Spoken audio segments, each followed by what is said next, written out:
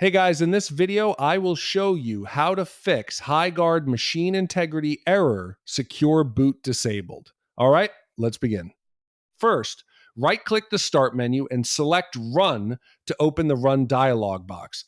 Type msinfo32 and press Enter. This will open the system information window. Here, check two important settings. The BIOS mode should be set to UEFI, and the secure boot state should show on. If secure boot is disabled, it needs to be enabled through your BIOS settings. Restart your computer and press the key required by your motherboard to enter the BIOS menu. Once inside the BIOS, navigate to the security section and locate TPM2, then enable it. After enabling TPM, find the secure boot option and turn it on as well.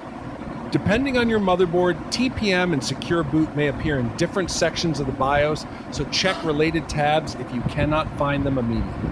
After enabling both options, save the changes and restart your computer for the settings to take effect. That's it for this video. Thanks.